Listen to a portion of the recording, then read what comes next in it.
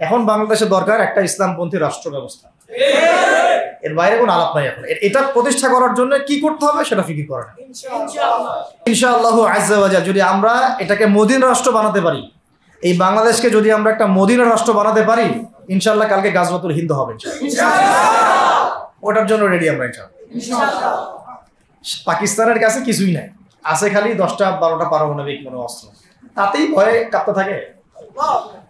China খালি একটু ভয় দেখায় যে আগাইলে কিন্তু সিকিম নিয়ে নিব, আগাইলে কিন্তু চিকেন নেক গিলে ফেলবো। চায়নার ওই ছোট ছোট যোদ্ধাদের কাছে যে মাইটটা খায়, আর আমাদের এখানে দেখা যায় যে সীমান্তর মধ্যে একটা কৃষকও যদি সীমান্ত থেকে দূরেও হাল চাষ করে, ওকে গুলি করে মেরে ফেলে। এরা যেমন অখণ্ড ভারত চায়, আমরাও অখণ্ড ভারতই চাই। আমরা চাই অখণ্ড ভারত হবে কালিমা লা ইলাহা ইল্লাল্লাহ মুহাম্মাদুর রাসূলুল্লাহ। আপনারা তো মনে করেন যে ভারত আমাদেরকে ঘিরে রাখছে, তাই না? আসলে ভারতকে আমরা ঘিরে রাখছি। এই দিক থেকে আমরা, এই দিক থেকে চায়না, এখান থেকে নেপাল, এখান থেকে ভুটান, এখান থেকে মায়ানমার, এখান থেকে পাকিস্তান, আর তার চেয়ে বাপ আছে আফগানিস্তান। আছে না আফগানিস্তান? ওদের সাথে কেউ পারছে এই পর্যন্ত? আফগানের ভাইরা নিজেদেরকে গড়ে নিচ্ছে, এখন গোছাচ্ছে। পরিবর্তিত বাংলাদেশে কোনো ভারতীয় দালালকে আর জায়গা না দেওয়া, একদম সাফ কথা। বরং প্রত্যেকটা ডিপার্টমেন্টে যেখানেই তারা লুকিয়ে আছে ঘাপটি মেরে, এই প্রত্যেকটা ভারতীয় দালালকে এখান থেকে বের করতে হবে। আমি একা বললে আমি পারবো না, আপনি একা বললে আপনি পারবেন না। প্রত্যেকটা এই বয়ানের জায়গা, মিম্বর, খুতবা, ওয়াজ মাহফিলের প্যান্ডেল, আমাদের রাজনৈতিক দলগুলো, আমাদের ইসলামপন্থী দলগুলো যেগুলো আছে, সবার ইমারত থেকে আওয়াজটা আসতে হবে। কারণ এরা যদি আর একটা বার সুযোগ করতে পারে, না থাকবে আপনার দেহ, আর না থাকবে আপনার মাথা। এখনই তো আপনাকে হুমকি দিচ্ছে, যে কোনো সময় একটা করে গুপ্ত হত্যা করবে এরা। তার আগে চট্টগ্রামে সাইফুল ইসলাম এক ভাইকে কুপায় মারা হয়েছে, এটার বিচার এখন হয় নাই। যারা মারছে ওদের পক্ষ নিয়ে আমরা আবার সংখ্যালঘুর স্লোগান তুললাম।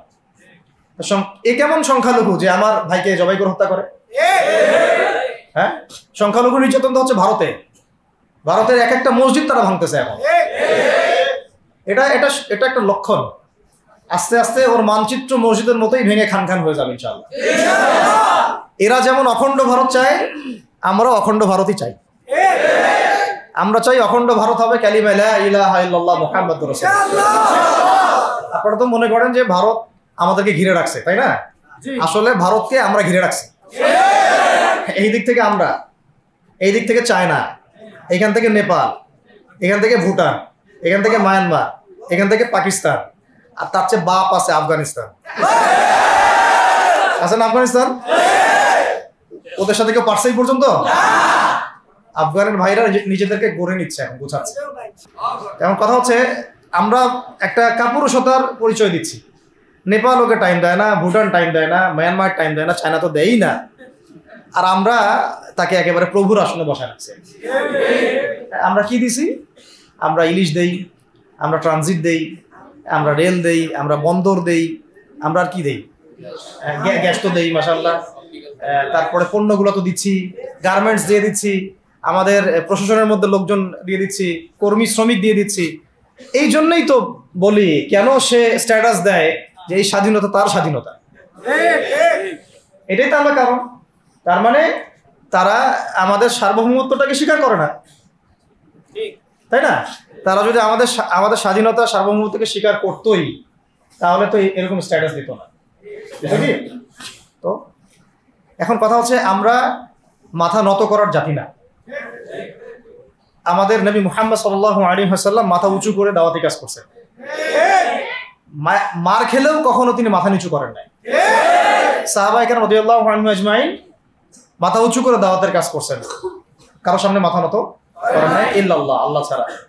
মার খেয়েছেন, হিজরত করতে হলে হিজরত করেছেন, কখনো মানুষ গালি দিয়েছে, গালি সহ্য করেছেন, কখনো মদিনায় চলে যেতে হয়েছে, দেশ ছাড়তে হয়েছে, দেশ ছাড়ছেন, আবার কখনো ইসলামী রাষ্ট্র কায়েম করতে হয়েছে, রাষ্ট্র কায়েম করছেন। জিহাদ করার দরকার, জিহাদও করছেন, কেতালের দরকার, কেতালও করছেন। আস্তে আস্তে মক্কা বিজয় করছেন, করেন নাই? সিরাত পড়তে হবে, সিরাতের ধারাগুলো আমাদেরকে বুঝতে হবে। এখন আমরা তো তার উত্তরসূরি, আমরা তাদের উত্তরসূরি। প্রথম কথা হচ্ছে আমরা আমাদের নতজানু মনোভাবটাকে আগে ত্যাগ করতে হবে, এক নাম্বার। আর অতীতের জীবনের যে ভুল ত্রুটিগুলো দ্রুত সংশোধন করতে হবে। এখন আর আমাদের হাতে অনেক লম্বা সময় আছে এমন না, বিষয়গুলো কত কি যে দ্রুত হয়ে যাবে আপনি হয়তো ভাবতে পারবেন। বিশ্বটা খুব দ্রুত চেঞ্জ হচ্ছে। এই অল্প সময়ের মধ্যে আফগানের ভাইরা দাঁড়ায় গেছে, অল্প সময়ের মধ্যে সিরিয়া দেখলেন যে পরিবর্তন হয়ে যাচ্ছে। তারপরে আপনি কয়দিন পরে দেখবেন ইনশাআল্লাহ যে এই আপনার প্যালেস্টাইনের অবস্থাও পরিবর্তন হবে ইনশাআল্লাহ। তখন এরা আবার হামাসকে ঠিকই বলবে যোদ্ধা, তখন ঠিকই বলবে যোদ্ধা। এখন বলতেছে বিদ্রোহী, বলতেছে সন্ত্রাসী। হ্যাঁ, তো একটা বিষয় আগে বলে নেই, এটা বোঝার দরকার আছে যে দেখেন ফিলিস্তিনের যে অবস্থা চলতেছে সেখানে কিন্তু আমাদের তাবলিগের মেহনতটা মূল না, সেখানে আমাদের জিহাদের মেহনতটা মূল, তাই না বিষয়টা? ওখানে তো সবাই ওখানে বোম পড়তেছে, ওখানে কি সবাই তাবলিগের মেহনত করবে না অস্ত্র হাতে নেওয়া ফরজ? এটা বোঝার জন্য আপনার তো মুফতি হওয়ার দরকার নেই। হ্যাঁ, আবার যখন আফগানে আমেরিকা হামলা চালাইছিল তখন কি শুধু তাবলিগটা ফরজ ছিল না ওদের হামলা প্রতিরোধ করা ফরজ ছিল? ফরজ ছিল। একই অবস্থা সিরিয়াতে হয়েছে, কিন্তু বাংলাদেশে এখন সেই অবস্থাটা নাই। কিন্তু বাংলাদেশে তাবলিগের মেহনত, আমর বিল মারুফ নাহি আনিল মুনকারের মেহনত তো চলবে, মানে তাবলিগের মেহনত, দাওয়াতের মেহনতটা চলবে। যদি কখনো বাংলাদেশে দেখা যায় যে দেশের শত্রুরা বা দিনের শত্রুরা বা উগ্রবাদীরা এই দেশের স্বাধীনতা সার্বভৌমত্বের উপর আক্রমণ করে, তখন কি আমাদের উপরে জিহাদ ফরজ হবে কিনা? এখন যদি তাই হয়, এখন আপনাদের কি মনে হয় এটার সম্ভাবনা আছে না নাই? এটুকু ইন্টেলেকচুয়াল অবস্থা তো আপনাদের আছে, এটার সম্ভাবনাও হতে পারে, আজ হোক কাল হোক, হতেই পারে। তখন আমার প্রিপারেশনটা কি হবে সেটা আমাকে এখন জানতে হবে। আমার প্রিপারেশনটা কি হওয়া উচিত? প্রথম প্রিপারেশন হওয়া উচিত আগের সমস্ত জিন্দগিতে যা করছি নিজেকে আল্লাহর দিকে ফিরাই নিয়ে আসে। এটা প্রথম কাজ। যে আল্লাহর দিকে ফিরে আসা নেই, তার সাথে না জিহাদের সম্পর্ক আছে না কিতালের কোনো সম্পর্ক আছে, সে তো আল্লাহর পথেই নাই। তো প্রিয় যুবক ভাইরা, আগে প্রথম কথা হচ্ছে আগে আপনি আল্লাহর দিকে ফিরে আসেন, এক নাম্বার। দ্বিতীয় কথা হচ্ছে এরপরে আমাদের প্রয়োজন শারীরিক প্রস্তুতি। যেমনটা বললাম যে কোনো অবস্থাতেই আলেম ওলামাদেরকে, দায়ীদেরকে, মুফতিদেরকে, মুহাদ্দিসদেরকে, মাদ্রাসার শিক্ষকদেরকে, খতিবদেরকে ভিতরে ঢুকতে দেওয়া যাবে না। কারণ আপনাদেরকে যদি ভিতরে নিয়ে যাওয়ার স্কোপ পায় তারা নতুন করে আবারও কেউ, তাহলে আর সুস্থ রাখবে না, ফিজিক্যালি আপনি ঠিক থাকতে পারবেন না। অতএব একটা সামাজিক প্রতিরোধ গড়ে তুলতে হবে সবসময়। মানে একটা এলাকার মধ্যে একজন আলেম আছেন, সেই আলেমকে এলাকা থেকে নিতে পারবে না, তাকে নেওয়ার আগে 100 জনের উপর গুলি চালাইতে হবে, এমন একটা মুভমেন্ট থাকতে হবে। প্রতিবাদ না করলে আপনি বান্দরবনে যান, বান্দরবনের পাহাড়ি এলাকায় গিয়ে কোন একটা পাহাড়ি লোককে উঠাই নিয়ে আসেন, দেখি কত বড় সাহস আছে। আর্মি পর্যন্ত পারে না। কে পারে না? সেনাবাহিনী পারে না। পারে? পাহাড়িরা ওইখানে ঐক্যবদ্ধ হয়ে যায়, ওদের মহিলারা ঝাড়ু নিয়ে সামনে চলে আসে। এই আমাদের বান্দরবনের কথা বলতেছে। ওখানে যে কুকিচিং একটা ফ্রন্ট গঠন করছে সশস্ত্র বিদ্রোহীরা, ওই অংশটুকুকে নিয়ে একটা মাস্টার প্ল্যান আছে ওদের।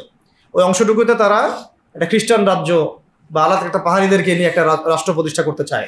এটা ওদের স্বপ্ন আর কি। এই উদ্দেশ্যে তারা হাঁটতেছে এবং তারা অস্ট্রের ভাষায় কথা বলে। ওখানে তারা পতাকা বানাইছে, মানচিত্র বানাইছে, এমনকি লাস্ট টাইম আমরা ওখানে গিয়ে শুনলাম যে মুদ্রাও নাকি বানাচ্ছে।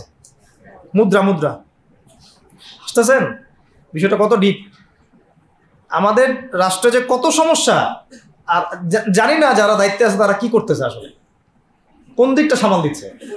অর্থনৈতিক দিকটা দেখবে না এই পাহাড়ি এলাকার সমস্যাগুলো মেটাবে, নাকি আমাদের মুসলিম উম্মার অভ্যন্তরীণ সমস্যাটা মেটাবে, না শহীদ ভাইদের খবর নিবে, না পঙ্গু ভাইরা যারা পড়ে আছে হাসপাতালে তাদের খবর নিবে? সিনেমা দেখতে বসে গেছে। কোন আক্কেলে সিনেমা দেখেন আপনি? সিনেমা দেখার সময় কোথায় আপনার? সিনেমা দেখার সময় কোথায়? এই যে যতগুলো ভাই শহীদ হয়েছে তাদের পরিবারের খোঁজখবর নেওয়া লাগবে না? এবং যতগুলো ভাই এখন হাসপাতালে কাতরাচ্ছে তাদের সঙ্গে হাজার হাজার ছাত্র ভাই, তাদের চিকিৎসা করানো লাগবে না? যত মানুষকে গুম করা হয়েছে ওদেরকে মুক্ত করা লাগবে না? তারাও তো জানে এটা অন্যায়, এবং যারা করে তারাও বলে এটা অন্যায়। জানেন, যারা করে তারাও বলে এটা অন্যায়। এবং আমাকেও বলেছিল যে আমি জিজ্ঞাসা করেছিলাম যে আমাকে যদি মানে প্রকাশ্য কোর্টে চালান করে দেওয়া হয় এবং যাদের সামনে বলা হয় যে আমাকে গুম করা হয়েছে, এবং এরপর যদি বলা হয় যে আমাকে গুম করার পরে কোনো রকমের নেগেটিভ কিছু পাওয়া যায় নাই, তাই আমরা ছেড়ে দিয়েছি। এই কথাটা কি বলা যাবে কি যাবে না? তারা বলছে যে না, এটা বলা যাবে না, কারণ এই কাজটা তো মানবতা বিরোধী অপরাধ, এটা করলে তো বললে তো সবাই আবার বুঝে ফেলবে। তো এই হলো অবস্থা। ওখানে আমরা বুঝেছি যে বাংলাদেশের প্রশাসনে দুইটা ভাগ আছে। একটা ভাগ হচ্ছে মারাত্মক রকমের ইসলাম প্রিয় এবং দেশপ্রেমিক, মাশাআল্লাহ, আমরা তাদেরকে স্যালুট জানাই, মাশাআল্লাহ। কিন্তু আপনারা ভুল জায়গায় শ্রম দিচ্ছেন, আপনারা ভুল জায়গায় মেধা, শ্রম এবং আপনাদের জীবন নষ্ট করতেছেন। আপনাদের থাকা দরকার ছিল ওলামায়ে কেরামদের সাথে, তাহলে আপনাদেরকে টক্কর দিয়ে কেউ সামনে যেতে পারতো না। আপনারা খালিদ বিন ওয়ালিদ হতে পারতেন আমাদের, আপনারা কিন্তু ওমর ইবনে খাত্তাব হতে পারতেন। ওইখানে ঢুকে আপনারা শুধুমাত্র দুনিয়ার স্বার্থে সব নষ্ট করতেন। আমাদেরকে বলা হচ্ছে হুজুর বদদোয়া করিয়েন না, হুজুর ছেড়ে দিচ্ছেন, আমাদেরকে বদদোয়া দিয়েন না আবার বের হয়ে। আমাদের চাকরি, এটা ডিউটি। এটা এক ভাই আমাকে কোরআন এনে দিয়েছিল, নির্জনতা, তো ওখানে নির্জনতার সঙ্গী হচ্ছে কোরআন, কোরআন এবং নামাজ। তো এক ভাই দেখেছে আমি একটু নির্জন, মন খারাপ বসে আছে, একটা কোরআন নিয়ে এসে দিয়েছে, হুজুর কোরআন পড়েন আপনি, মন ভালো হবে। আর একজন এসে কোরআন নিয়ে চলে গেছে। কোরআন পড়ে ওখানে যদি আপনি আবার উল্টাপাল্টা কিছু করেন, ওদের নিয়ম নাই কোরআন দেওয়া, কোরআন দেওয়ার কি নাই, নিয়ম নাই। তো এই হলো অবস্থা। কথা হচ্ছে যে এই ভাইদেরকে মুক্ত করাও তো তাদের কাজ ছিল। যে ওলামায়ে কেরামদের একজনের উপরে 3টা 4টা 5টা 10টা করে মামলা এখনো ঝুলতেছে, তাদেরকে মুক্ত করা উচিত ছিল না? আর এই পুরো জুলুমের পিছনে যত জালেম ইনভলভ ছিল তাদেরকে আইডেন্টিফাই করে ভিতরে ঢুকানো উচিত ছিল না? হয়েছে সবকিছু না। এই জিনিসগুলোর মধ্যে অনেক গ্যাপস আছে। এগুলো যদি এভাবে চলতে থাকে তাহলে আগামীতে আমরা যারা ইসলামিক রাজনীতি করব বলে চিন্তা করতেছি বা ইসলামকে রাষ্ট্র ক্ষমতায় নিতে চাই, আমরাও কিন্তু বেগ পাবো, ভালো রকমের বেগ পাইতে হবে। আর বিগত সময় আমরা অনেক ভুল করছি, যেমন মন খারাপ করেন না, এগুলো আমরা ভুল করছি। এই যে আমরা সেকুলারদেরকে অনেক বিশ্বাস করে ফেলছি, ওদের সাথে জোট করতে গেছি, ঠিক আছে, ওদেরকে আমরা ভাই বোন করার চেষ্টা করছি। আসলে এদের সাথে আর কাফেরদের সাথে কোনো পার্থক্য নেই। সেকুলারিজমে যারা আছে আর কুফার যারা, এদের মধ্যে কোনো পার্থক্য নেই। ওই কালিমা পড়া না পড়ার পার্থক্য, তো বাকি আপনার পিঠে ছুরি এরাও মারবে ওরাও মারবে। আর আমি ছোট মানুষ, ছোট জায়গা থেকে বলতে চাই যে আমাদের যে ওলামায়ে কেরামগণ মাঠে আছেন, যে রাজনৈতিক দলগুলো আপনারা মাঠে আছেন, এবার আপনারা কোনো রুটির টুকরার জন্য লড়বেন না, এবার পুরো রুটি নিয়ে লড়বেন।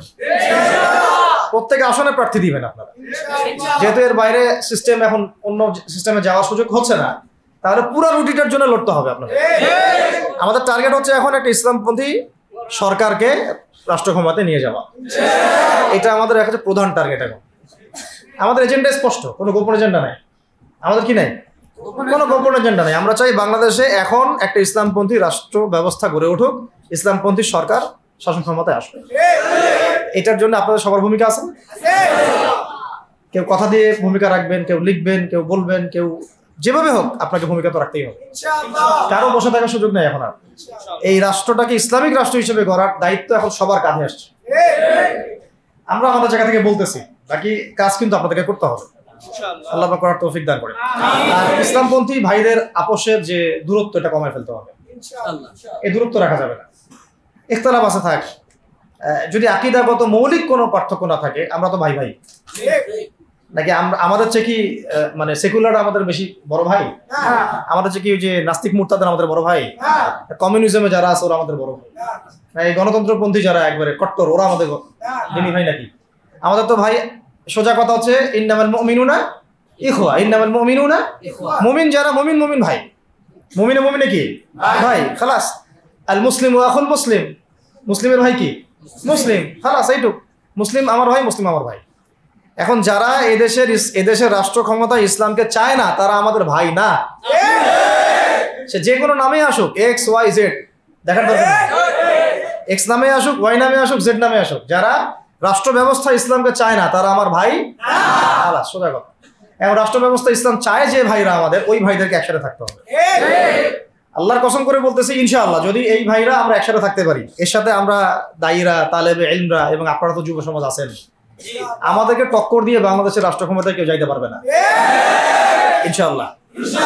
সবাইকে ভূমিকা রাখতে হবে। এখন অন্য আলোচনা চেয়ে আলোচনাটাই বেশি দরকার।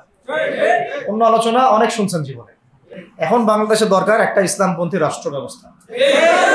এর বাইরে কোনো আলাপ নাই। এখন এটা প্রতিষ্ঠা করার জন্য কি করতে হবে সেটা ফিকির করা। তো কি করতে হবে বলেন? প্রথম কথা হচ্ছে আমাদেরকে আগে বৈশ্বিক জালেমদেরকে চিহ্নিত করতে হবে।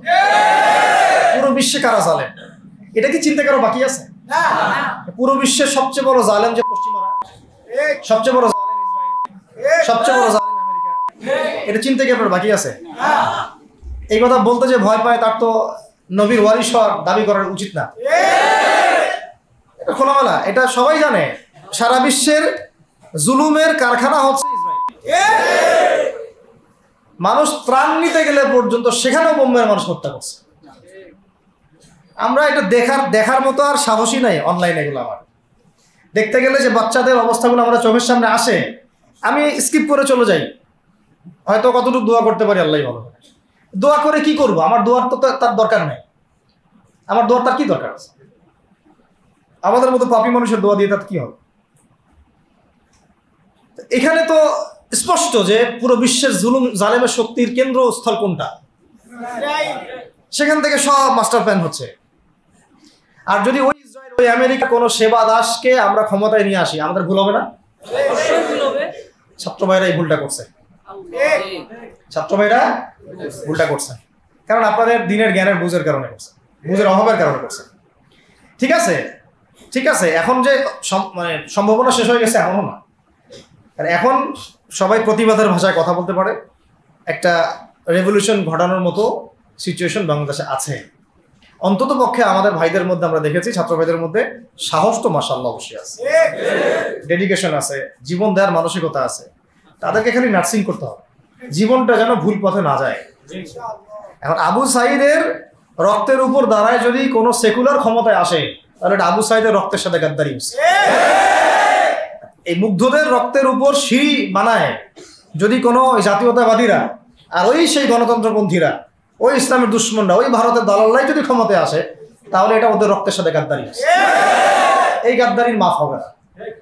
এইটা পলাশির যুদ্ধের চেয়ে বড় মীর জাফরি হয়েছে, এটা ৭১-এর চেয়ে বড় রাজাকারী হয়েছে।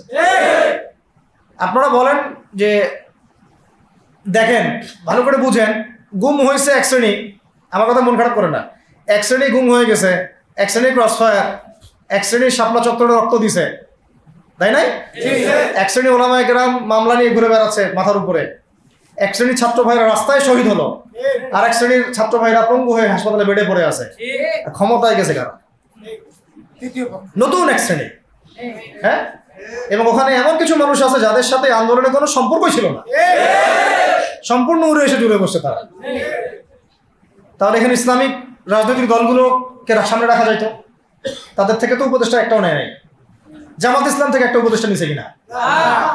হেফাজত ইসলাম থেকে কোনো উপদেষ্টা নিছে কিনা? আমাদের চরমনায় থেকে একটা উপদেষ্টা নিছে কিনা বলেন? তার মানে রাষ্ট্র গঠনে আমাদের কোনো ভূমিকা নাই না। আমাদেরকে বুঝাইছে যে আপনারা পরে আসেন, ইলেকশন দিব, তখন আপনারা ইলেকশন লড়েন। ইলেকশন সে কবে দেয় সেটাও দেখেন, আদৌ দেয় কিনা সেটাও দেখেন। কাকে বিশ্বাস করবেন আপনি? বিশ্বাসটা করবেন কাকে? যখন মোস্তফা সরোয়ার ফারুকের মধ্যে একজন উপদেষ্টা হচ্ছে, বিশ্বাসটা আপনি করবেন? সারা জীবন মানুষকে পরকে শিখাচ্ছে, তার কোন যোগ্যতায় সে উপদেষ্টা হচ্ছে? আচ্ছা, একটা কাজ করেন, এটা উপদেষ্টা করার জন্য একটা পরীক্ষা নেন না, দেখি বিসিএস এর মতো, দেখেন না এরা পাস করে কিনা। অথবা আপনি একটা কাজ করেন, ইসলামিক সেন্সের পরীক্ষা নেন, দেখেন কোরআন তেলাওয়াত করতে পারে কিনা। কিসের ভিত্তিতে হলো? এই যে এই সমস্যাগুলো থেকে গেছে। তারপরেও যা হয়ে গেছে হয়ে গেছে। এখন আমাদের যেটা কথা সেটা হচ্ছে, আমরা তো আর কোনো বিদ্রোহে যেতে চাই না, আমরা যে শান্তিপূর্ণভাবে ইসলাম প্রতিষ্ঠা করতে। কিন্তু প্রয়োজনে যদি তারা মানে আমাদের উপর জুলুমের ভাষা বেছে নেয়, তাহলে আমরা অবশ্যই এবার প্রতিবাদের ভাষা বেছে নেব ইনশাআল্লাহ। এই জন্য সবার আগে জরুরি হচ্ছে যুবকদেরকে এক কাতারে থাকা, ইসলামপন্থী ভাইদের সাথে থাকা, ইসলামী সংগঠনের সাথে থাকা, এবং নাম XYZ যেটাই হোক না কেন, নাম XYZ হতে পারে, আপোষে ভাই ভাই হয়ে থাকা। এটাতে যদি ভাই আমরা এবার ভুল করি, আল্লাহর কসম করে বলতেছি, আল্লাহ না করুক, এরপরে যদি মায়ের আসে, না আপনি বাঁচবেন না আমি বাঁচব, কেউই না, ইনশাআল্লাহ ওই দিন আসবে না। আর আমরা যদি ইনশাআল্লাহ আজ্জা ওয়া জাল যদি আমরা এটাকে মদিনা রাষ্ট্র বানাতে পারি, এই বাংলাদেশকে যদি আমরা একটা মদিনা রাষ্ট্র বানাতে পারি, ইনশাআল্লাহ কালকে গাজওয়াতুল হিন্দ হবে ইনশাআল্লাহ। ওটার জন্য রেডি আমরা ইনশাআল্লাহ। পাকিস্তানের কাছে কিছুই নাই, আছে খালি 10টা 12টা পারমাণবিক কোনো অস্ত্র, তাতেই ভয়ে কাঁপতে থাকে।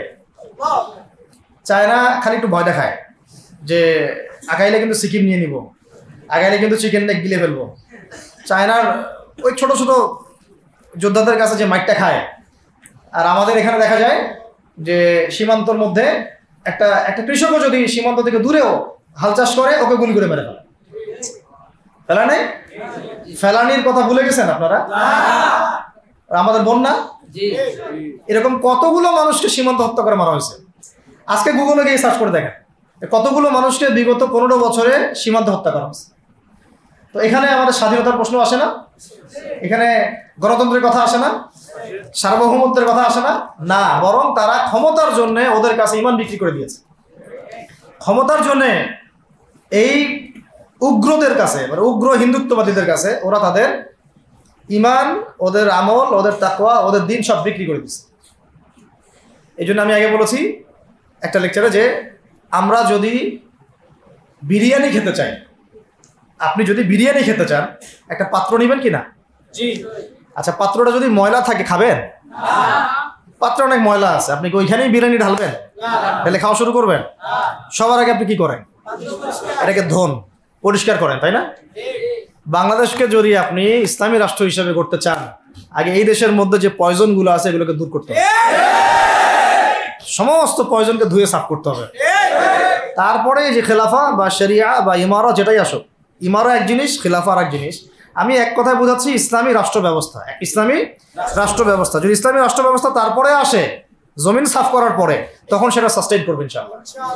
আর যদি ময়লার মধ্যেই ইসলামী রাষ্ট্র কায়েম করতে চান, তখন হবে উদাহরণটা এরকম যে আপনি এই নোংরা ড্রেনের মধ্যে নেমে গায়ে সাবান মাখা শুরু করছেন, হাততে কোনো লাভ হবে না, বরং ওই নোংরাই আপনাকে খেয়ে ফেলবে।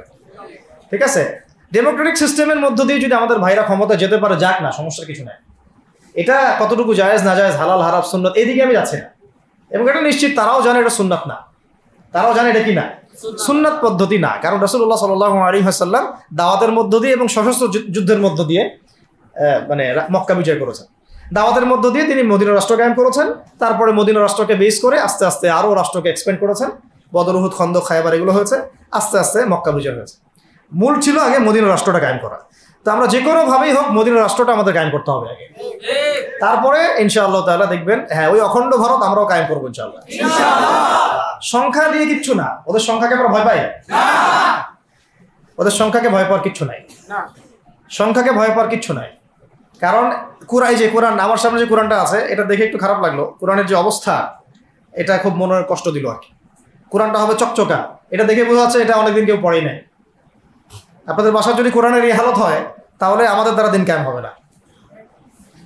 আপনার কোরআনের হালত হবে এমন যে কোরআনে এক বিন্দু পরিমাণ কোনো ময়লা নাই, প্রত্যেকদিন আপনার হাতের স্পর্শেই ময়লা দূর হয়, তখন এই কোরআন আপনার পক্ষে কথা বলবেন ইনশাআল্লাহ।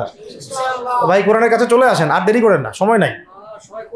আল্লাহ পাক সবাইকে কবুল করেন, আমিন। এই মসজিদগুলোকে কাজে লাগান, এখানে তালিমি বৈঠক চালু করেন প্রত্যেক সপ্তাহে। আমি যদি প্রত্যেক মাসে রংপুরে আসি, প্রত্যেক মাসে সময় দেবো ইনশাআল্লাহ। আপনারা এখানে ইমাম ঠিক করেন, খতিব ঠিক করেন, এবং ওই যে টিচার ঠিক করেন, করে আপনারা কোরআন শিক্ষার ব্যাচ চালু করেন, কোরআনের তাফসীরের ক্লাস চালু করেন, তারপরে তুলনামূলক আরবি ভাষা শিখেন। মানে এগুলো শিখে নেন তাড়াতাড়ি, সময় নাই, এগুলো আমাদের হাতে সময় কম। এগুলো আজকে থেকে 10 বছর আগেই শেখা উচিত ছিল, তাই না? কিন্তু আমাদের এই সেকুলার শিক্ষা ব্যবস্থা আপনার জীবন থেকে 20 বছর কেড়ে নিছে। 20 বছর পড়াশোনা করার পরে আমি চ্যালেঞ্জ করতেছি, এই যে লাখ লাখ টিচারকেও যদি আপনি কোরআন তেলাওয়াত ধরেন, সহি বলতে পারেন, অথচ তারা জাতির শিক্ষক হয়ে বসে আছে। তো সেকুলার শিক্ষা ব্যবস্থাটা আমাদের জীবন থেকে পুরা ইসলামের হকটাকে নষ্ট করে ফেলছে। আপনার অধিকার ছিল যে আপনি একজন স্কুলের স্টুডেন্ট, আপনি কোরআন পড়তে পারবেন। আপনি একজন কলেজের স্টুডেন্ট, আপনি কোরআনের তাফসীর করতে পারবেন। আপনি একজন ইউনিভার্সিটি পাস করেছেন, আপনি হাদিসও পড়তে পারবেন, এবারও তো দিতে পারবেন, এরাও দিতে পারবেন। এটা আপনার হক ছিল, কিন্তু এই হকটা নষ্ট করছে কারা? এই সেকুলার শিক্ষা ব্যবস্থা নষ্ট করে ফেলছে। এখন তো কিছু করার নাই। তো এটাতে আমাদের দোষ কি? আমাদের দোষ হচ্ছে আমরাই তো তাদেরকে ভোট দিয়ে উপরে উঠেছিলাম। আমাদের বাপরা উঠাইছে, আমাদের বাবারা উঠাইছে, তার বাবার উঠাইছে। আমরা তো ওই সময় ইনসাফ করি নাই, ফল আমাদেরকে ভোগ করতে হয়েছে। আপনার এই প্রসঙ্গে দুটো কথা বলেই ফেলি, নাহলে আমি মানে হকাদায় হয় না।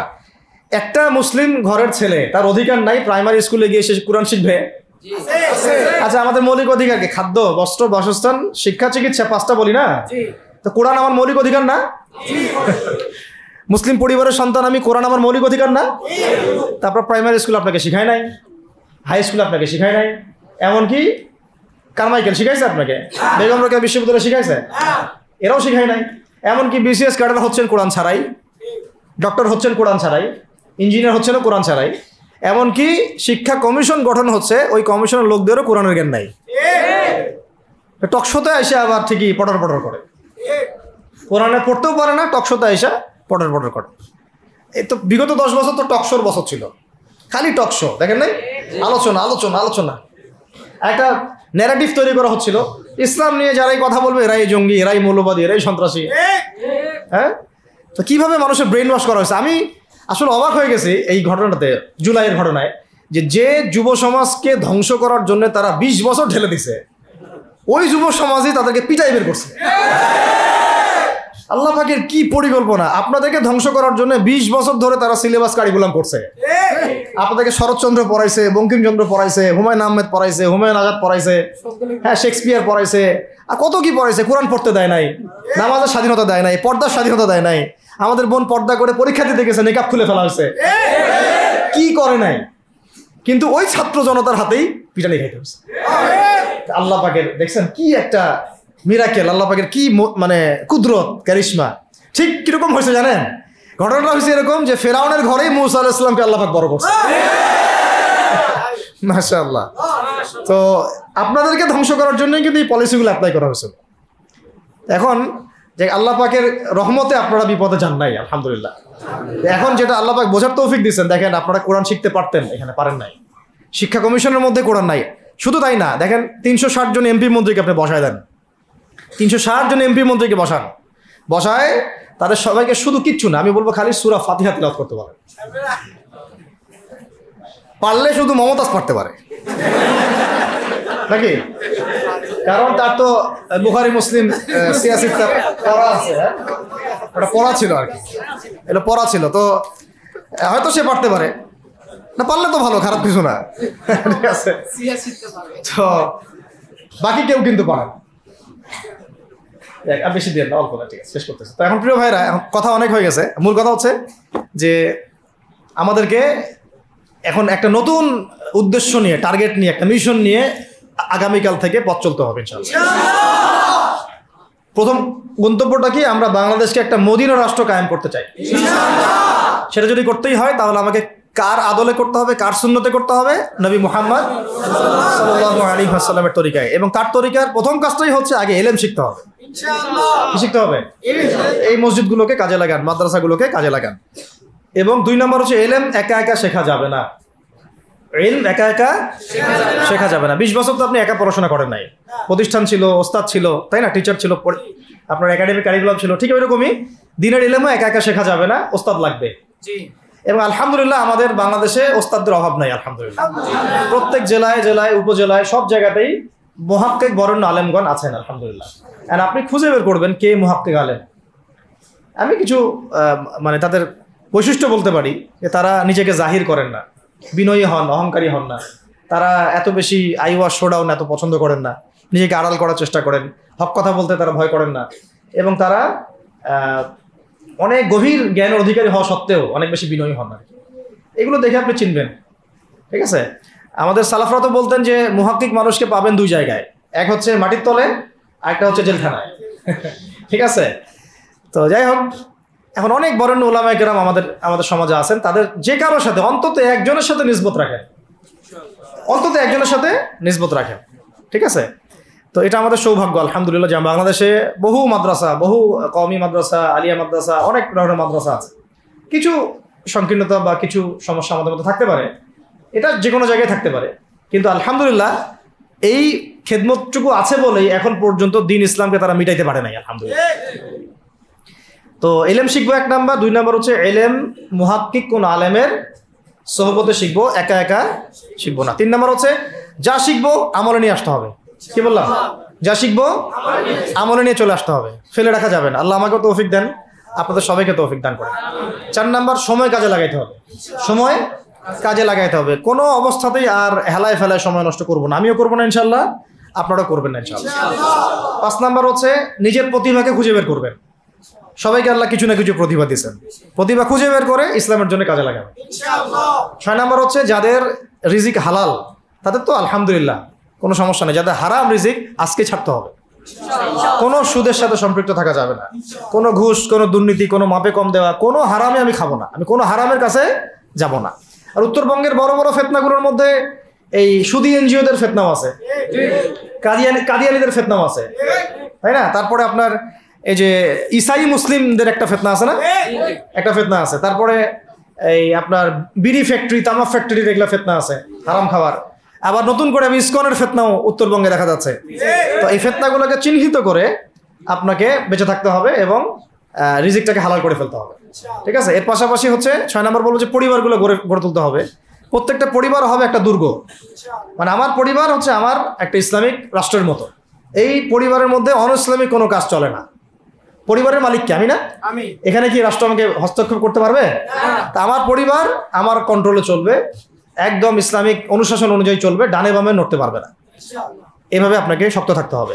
7 নম্বর হচ্ছে এখন থেকে তাবলীগের কাজ সবাইকে করতে হবে। কতটুকু করবেন? যতটুকু আপনি জানেন, যতটুকু আপনি জানেন। যেটা জানেন না ওইটা নিয়ে কথা বলার দরকার নেই। আর সমাজে কিছু ইখতিলাফি মাসালাগুলো আছে যেগুলোকে নিয়ে কিছু মানে মোটা বুদ্ধির মানুষেরা আর কি মসজিদগুলো ভাগ করে ফেলে, ঠিক আছে? এই পাল্লায় পড়া যাবে না। ইখতিলাফি মাসালাগুলো সাহাবীদের যুগ থেকেই ছিল, এগুলো নিয়ে মতবিরোধের সুযোগ নাই। এটা তার কাছে এই মাসালাটা অথেন্টিক মনে হয়, সে আমল করতেছে, করুক। আমার কাছে এই ফিকহের আলোকে এটা বেশি অথেন্টিক মনে হয়, আমি এটা আমল করতেছি। এগুলো নিয়ে কোনো রকমের আর দ্বন্দ্বে যাবেন না। বরং আমরা এখন ঐক্যবদ্ধ হব কিসের ভিত্তিতে? আমরা ঐক্যবদ্ধ হব আকীদা, আমল এবং মানহাজের ভিত্তিতে। আমাদের আকীদা আহলুস সুন্নাহ ওয়াল জামাআর আকীদা থাকবে, আমল থাকবে সাহাবীওয়ালা আমল, এবং মানহাজ থাকবে আমরা সালাফদের আদলে বাংলাদেশে দিন কায়েম করতে চাই। খালাস। আর যারা দিন কায়েমের কথা বলবে না ওদের সাথে আমার ঐক্য হবে না। কি হবে? দিন কায়েমের কোনো ফিকির নাই, তার সাথে আমার ঐক্য হবে কিভাবে? তার ফিকির আছে শুধু মসজিদ নিয়ে আর অন্য কিছু নিয়ে, তার দল নিয়ে বা তার মানে আরো তো আছে অনেক কিছু আর কি, এইগুলো নিয়ে। তো ওইগুলো বাদ দিলাম। এই আমর বিল মারুফের কাজ সবাইকে করতে হবে এবং একই সাথে সবাইকে এখন থেকে প্রতিবাদী হতে হবে, অন্যায় নিষেধ করতে হবে। এলাকায় অন্যায় হতে দিবেন না আপনারা। এলাকার মধ্যে জুয়া খেলবে কেন? আপনারা প্রতিবাদী হবেন। এখানে গাঁজা খাবে কেন? আপনি প্রতিবাদী হবেন। মাদকের আকারা হবে কেন? আপনারা প্রতিবাদ করবেন। এখন তো আপনি পুলিশ প্রশাসনের অপেক্ষায় বসে থাকার সময় নাই তো এখন আপনার। একজন নেককার, মুত্তাকি, পরহেজগার মানুষ প্রত্যেকটা এলাকায় থাকা দরকার। আপনাদের মধ্যে একটা জামাআ বা কমিউনিটি থাকা দরকার, মানে একটা অ্যাসোসিয়েশন থাকা দরকার, যারা ওই এলাকাকে সংস্কারের কাজ করবে ইনশাআল্লাহ। অথবা বৃহত্তর সংগঠন যেগুলো আছে বাংলাদেশে, তাদের অঙ্গ সংগঠন হিসেবে আপনারা কাজ করতে পারেন। আল্লাহ পাক তৌফিক দান করেন। মানে একটা চেইন অফ কমান্ড গড়ে তুলতে হবে দেশব্যাপী। এটা অলরেডি আছে, এবং নতুন করেও যদি কেউ চায় যে আমি কিছু অ্যাসোসিয়েশন করব যেটা আমরা বিল মারুফের কাজ করবে, নাহিয়ানিল মুনকারের কাজ করবে, তাহলে এটা করতে পারেন ইনশাআল্লাহ। আর এর সাথে আমি বলবো যে আমাদের জান, মাল, সময়, শ্রম, কয়টা কথা বললাম? জান, মাল, সময় এবং শ্রম। জান, আমাদের মাল, আমাদের সময়, আমাদের শ্রম, এই 4টা জিনিসকে আল্লাহর জন্য ওয়াকফ করে দিতে হবে। দুনিয়াতে মুসাফির আমরা, দুনিয়াতে কি আমরা মুসাফির। আমাদেরকে পাঠানোই হয়েছে আল্লাহর ইবাদত করার জন্য। এবং শুধু একা ইবাদত করবো কেন? আমি কি স্বার্থপর? আমার পরিবারটাও করতে হবে। এবং শুধু পরিবার কেন করবো? আমার সমাজটাও করতে হবে, আমার রাষ্ট্রটাকেও করতে হবে। কারণ রাষ্ট্রীয় কাঠামোতে ইসলাম না থাকলে আমি সমাজ চেঞ্জ করতে পারবো না। সহজ কথা। সব কথা কিন্তু ওই গোড়াতে গিয়ে ঠেকতেছে।